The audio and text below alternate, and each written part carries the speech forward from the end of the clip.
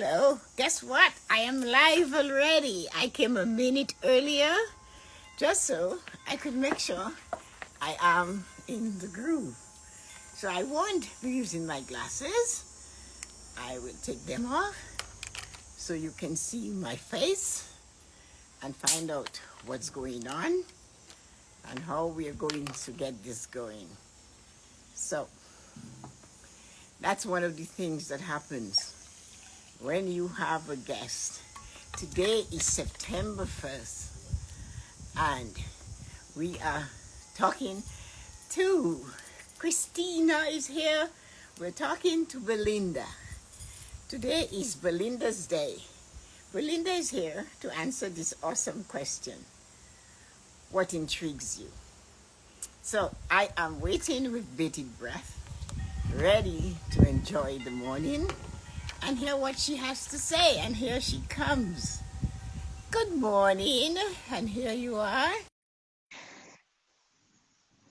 Hello, hello. Waiting to see her.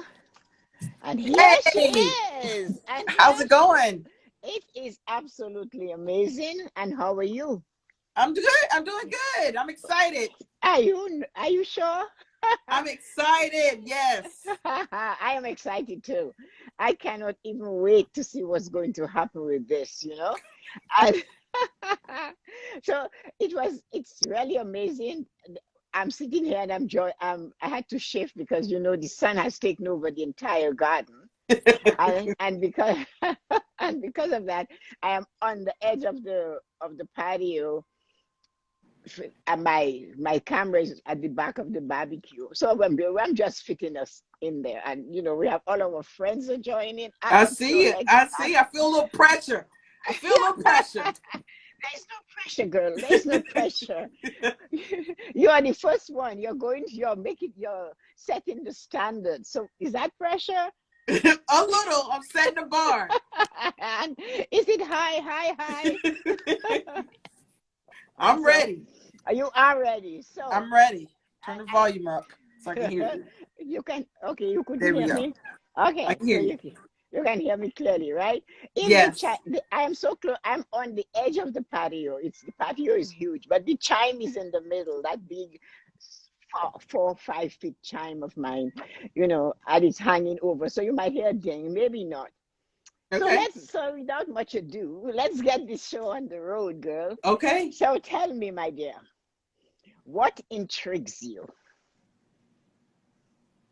What intrigues me? I've been thinking about the answer to that, what exactly I was gonna say. Because I want to say life intrigues me. People intrigue me. So I like to observe people. So I'm intrigued by that. Before the pandemic, I used to like to go to the mall and sit and just watch people walk by, and I would think about their story. I didn't know them, but I was intrigued to kind of be able to paint my picture. So in my head, I was making up all these stories of different people. So for me, people intrigue me. That's what intrigues me. Other people intrigue me. So Can while you hear you me? were, Because you're frozen. Oh, okay, good. I can hear you. Okay. Yes. What can you say about the things that most likely intrigued you in all of the people you saw when you were at the mall? Because if you like watching and observing, which I kind of thought you did, because if you look at your description, I drew that in. When you looked at these people at the mall, what was it that was the most common thing that intrigued you about human beings? I was just a lot of different things. So I like to see people, I like to see happy people. So when people walk by, I like to see them smiling. And I would, if they were walking with maybe their children or their spouse, I would think, they look like they have a happy life. Maybe their children are bringing them joy, or if they have like bags, if they bought things from the store that they just shopped at. So I'd be like, oh, they bought shoes. I wonder if they're going to go running or things like that. I I like observing people. That is one of the things that intrigues me. I can sit back and just observe, just to be a fly on the wall. I can really be that. I really, really can. In HR, people, because by nature I'm an introvert. So by nature I'm a sit back person and I observe. But in human resources, they expect the human resource person to not be afraid to talk, not be afraid to speak out. So that pushes me forward to speak out more. But I love to sit back and observe people. That intrigues me. It really does. They say when you're intrigued, you're captivated by the person. What happens during the captivation period? Do you change the story or do you create a story based on what you observe? I just create a story because I don't know these people. They're walking by, so it's moments in time. From the time the person walks by me, and I don't like follow them like a lunatic person, like staring them down to get ran out the mall. It's just as they pass by. So it's just quickly coming up with just different assessments. Maybe they're here with their mother. Maybe their mother's from out of town and they're showing her a good time, or just different things. So as they go by, I just make quick assessments of people, observations of people. So what I'm seeing with the thread that you're pushing through the needle is that your observations are all happy observations. But Yes. the intrigue carries two meanings. Intrigue also is affair, illicit, and all of that. Do you ever see that in the people you observe? Something in your mind's eye that you can, of happiness or unhappiness? Happiness, but with an illicit affair, that type of thing, or maybe some unhappiness. Do you ever see that? And how would you tell that story? I mean, I can see people if I'm right by a certain store. Like I can see people come out and maybe they have a frown in their face because maybe they couldn't afford the item they was gonna buy, or they didn't have their size, their shoe size or something.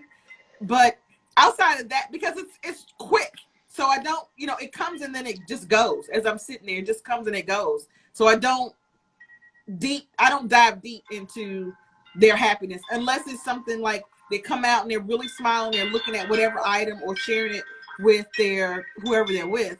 I may smile at the item or whatever, but outside of that, I don't care. My intrigue with other people is not deep. It is very just at the surface of just strangers walking by.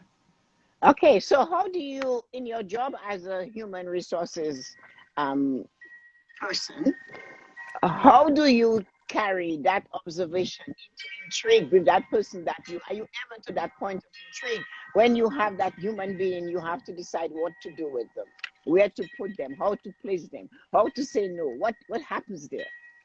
What happens to the people that your reaction that comes in, who to say no to? Oh yeah, how intrigued do you get with the good one, the bad one, and what do you do? How do you transfer that? So in an interview though, I'm really on facts on what the person tells me because they're a stranger, so I don't have to make up stories for them. They're telling their own story. So in the questions that I ask them, how they answer it is just how they answer. So I don't have to make up, I don't make up what I think about that person. So for example, if the person came on time or were they early? If so, how early? Were they late and they come rushing in? Hopefully they made it in time. If they came, if they came early, how early? If they came late, were they rushing in to try to get here on time? Were they dressed appropriately? Did they have documents? The documents that I asked them to bring, things like that. So do you ever get intrigued by a person that isn't sitting in front of you to know more, the core, go deeper than what is on the resume, for example? Yes, depending on what they say. So if they say something that I find interesting, I will ask further deep into that conversation. Like if somebody's into motorcycles and they start talking about that's one of their hobbies, they love motorcycles, I will ask, well, tell me about that. Are you in a motorcycle club, or how long have you been riding motorcycles, or what type of motorcycle you have? So I will dive deep into that. In HR, you have to be really careful of how deep you go. I mean, HR, it's a seesaw of a balance. So I can't go into personal questions because I want to make sure that I'm offering people positions off of what they tell me, and what they present in front of them, not just what I think or feel. So, with your observation, you keep it on the surface. You cannot dig deep because of your job. But in your mind, after they have gone, because intrigue lasts with you. Intrigue does, when you're intrigued, it does not stay where you were. It comes with you and it might last with you for a while. What do you do with that?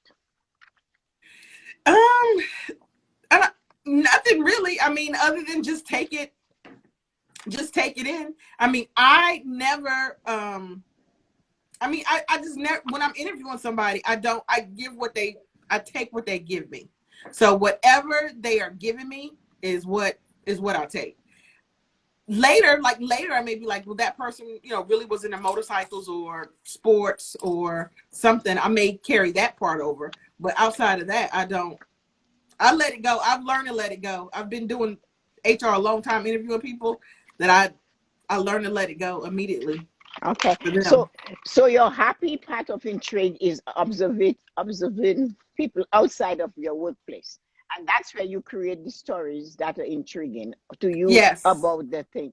Did you when you look at the word intrigue itself, it almost looks like it's a piece of a Rubik's cube and you have to put it together. Right. Because so that's one of the things I see with it. Intrigue having both sides. What happens when you see are you ever intrigued by something that is not entirely positive? Not in human resources, outside of your job. Right. I'm trying to think.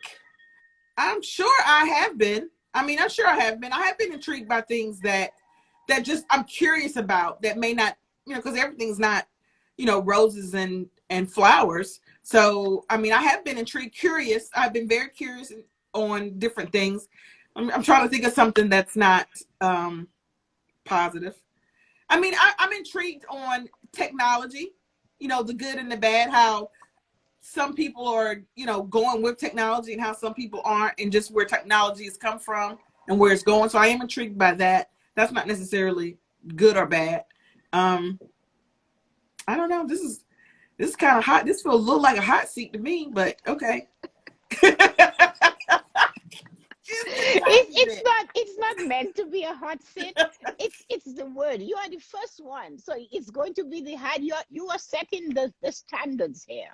Okay. And there is nothing you can do about it. You are setting the standards.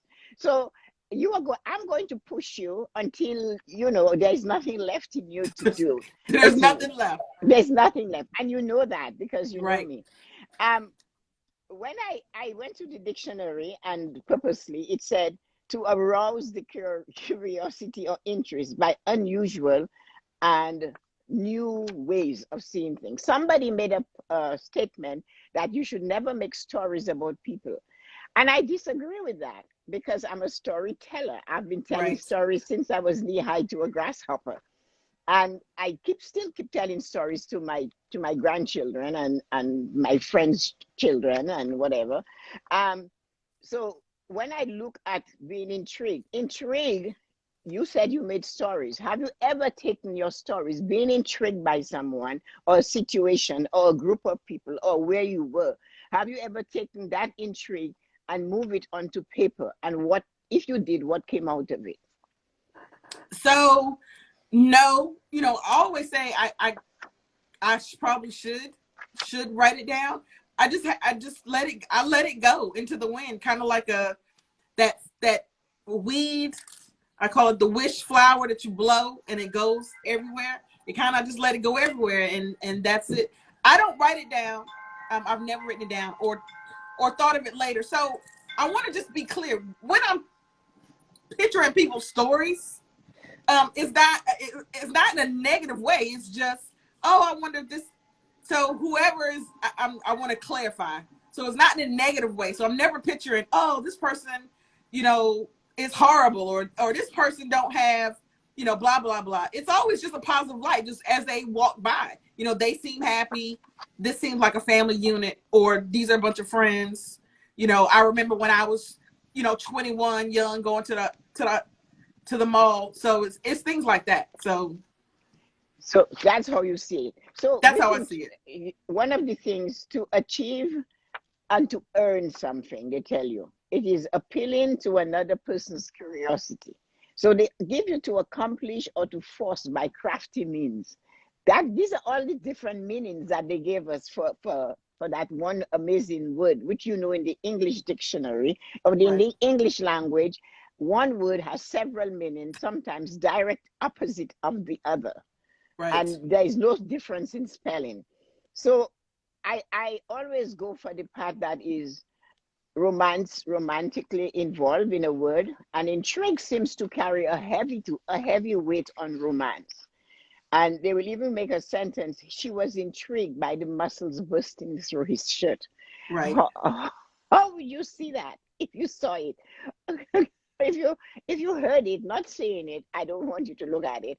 If you read that, what would you do with that sentence after you have been intrigued? She was intrigued with the muscles bursting out of his shirt. That I intrigued mean, her. it paints the picture. I mean, I would try to envision the picture that that author, was trying to tell when they wrote that into the story. You know, people with muscles, people trying to build muscles, people want to show muscles. I think it's intriguing on everybody. So, I mean, I would be like, okay. I mean, I get that. So you get that. So the romantic part of intrigue is okay for you. Yes. Have you been ever been intrigued in a romantic way with somebody that you fell in love with? What was the first thing that intrigued you about that human being? Oh, that's a good question. Now we're really going way out here in It's intrigue. yeah, we're way out here. Okay. Let's see. Um, I'm intrigued by people's eyes because their eyes tell the story. I'm also intrigued by people's minds when they start speaking. So, romantically, that is what I have been attracted to. Somebody whose eyes tell the story, especially for me, and somebody who's able to articulate just what's on their mind and their authenticity. They're to be authentic, to be open and honest and transparent. I love transparency, almost to a fault. So transparency in another human being intrigues you. Yes. And if it does, do you find that you have to peel it, like taking the layers of an onion, or is it always on the surface clear for you to see?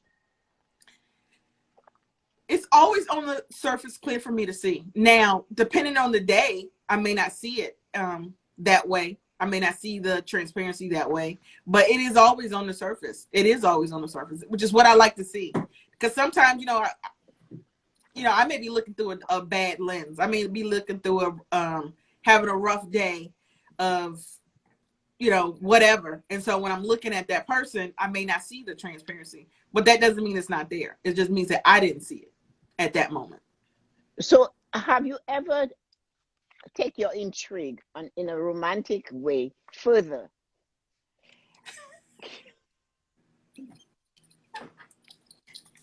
Okay. Okay, I'm gonna let you finish the sentence. I asked you whether you Okay. have ever taken your intrigue in a romantic way, just from observation or transformation further. Have you gone to find it? Yes. Yes, absolutely. And how Yeah, did that I mean, feel? and what'd you say? How did it feel? Scary. So for me, it felt scary because I used to consider myself, and I've said this um, probably never here, but I used to consider myself being in a box. And then when I found that person, it helped me come out the box and not be so scared of the world. So by being intrigued by that person and by their transparency and by just, their communication, it caused it to go further. So It caused you to go further. So the fear of that intriguement, knowing it was romantically inclined, did not stop you. no, it did not stop me. So would you transfer that to a situation that you're intrigued with but fearful outside of romance? Would you still go for it in the same manner? Absolutely. I'm here now. I just knew I'm that here was. now. I'm on Instagram Live. I was fearful, not necessarily get on your show, but to start doing Instagram Live. I was fearful of what people would say and come on and judge and criticize. So I was fearful, but I came on anyway Were you? because So you are sometimes intrigued. This bee just is in love with me. Um, were you sometimes intrigued by what scares you? yes, I am. You are, and you do I am. not stand back and take it. Some things I do stay. Some things I do stand back because it's dangerous. But things that are not dangerous, but I'm fearful of, I try to move forward because that's the only way I'm gonna grow. And even when it's, and especially when it's uncomfortable.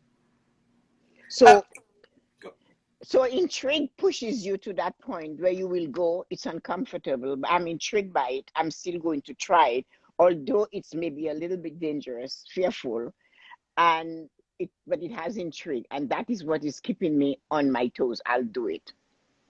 right. Well, and because I'm intrigued, so I'm interested in it. I'm just scared to try it. So that's the thing. I've seen so many people, do things that I'm intrigued. I'm intrigued on, but was too afraid to step forward. And I'm using Instagram as an example. I'm using Instagram Live as an example. That was one of the things I seen before I started going live. Live didn't just start in January when I started going live. It was people was on live, and I was intrigued by it, but too afraid again to get on it because of judgment. So, once I move past that, going forward, I mean, here we are. I'm the first person September 1st on Tessa-Marie's new Intrigue show. Here I am, being judged and all. And here I am. I, I don't think it was judgment. I think it was sometimes as a writer you get criticized a lot, and I know I am intrigued by so many things. I'm intrigued by words, the breath.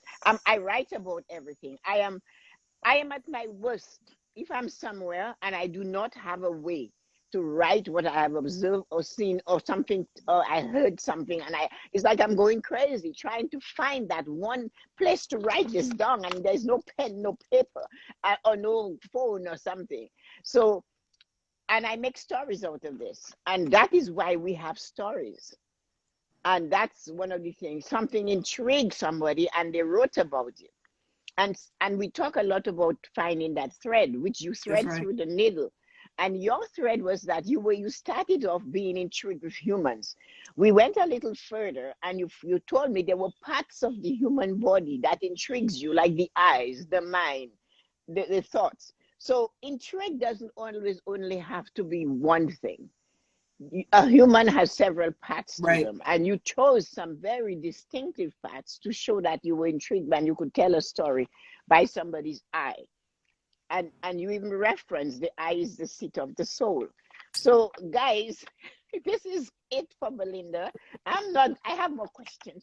I'm not going to push her any further, and it's Thank you. 20 minutes only. I should have set a timer, but there is no timer. So tomorrow I'll have to find a way to have a timer somewhere so I don't go over the time, because I do not like doing this, being late or being over, or being, late or going over the time that I said I would. I love to keep my words. So you heard it here, but it wasn't a hot seat. Belinda is the queen of hot seats. The last hot seat I was on, if somebody's teeth was sweating, so it was that bad, and it wasn't mine. So I didn't want to push her there. What I wanted her to tell us when you are intrigued, because we see the word intrigue too often, and we just skim it. Mm-hmm. If I had used the word curiosity, which is the other side of intrigue, meaning the same, you're curious, you want to know, it would have been a lot easier. But intrigue in itself is a word that intrigues you to go deeper. Many people told me they had to go look the word up to find the true meaning. And the meaning on intrigue and the synonyms are just endless. So I am really happy with my first interview on the word intrigue on September Thank you. 1st, 2021, 12 p.m. Eastern Standard Time. And I hope those of you who came to the show today was intrigued by her answer. I hope I did not pull too much of the onion layers away and now the onion is left exposed. I hope some of Belinda's intrigue has stayed behind so that she can take care of it herself. So sending you light and joy. I am so happy each and every one of you were here. And Belinda, thank you for jumping in the water with me. Thank you. Thank you for letting me on your show. I'm honored to be the first one. You're welcome. The honor is mine. But the thing is, it was a thread. Somebody asked me in a note this morning, don't you have enough to do that you're already doing 11 lives a week? Now you've add 5 more. As you know, I have a temper. So I could have said something, but I didn't. And I said, I am sorry, but a thread was dropped in my lap, and I really needed to take that thread and put it through the needle. And when I pushed it through the needle, it came out with the word intrigue hanging from the end of it. So that's why I am doing this. And who knows? So enjoy your day, everybody, and have fun. Thank you so much. And I do appreciate and I'm grateful for each and every one of you who are here. We can look at some statements, but we'll only see. We're always going to have something that doesn't please everybody. Christina, and there's nothing much we can do. Hi, Theron. Hi, Rosie. I hope you guys are not scared. It wasn't that bad. Don't be afraid. Hello, Marina. It wasn't too bad. Hi, Magical Beto. Hi, Carolina. Thank you guys for dropping in. Hi, Loretta. Thank you so much for coming. Hi, Makeup. Thank you for coming. Hi, Pavali. All of you that are here, I really appreciate each and every one of you for coming. Angelina, thank you. And Vanessa, thank you. Good woman. All of you that came, I hope you understand the journey is going to be a little bit rocky.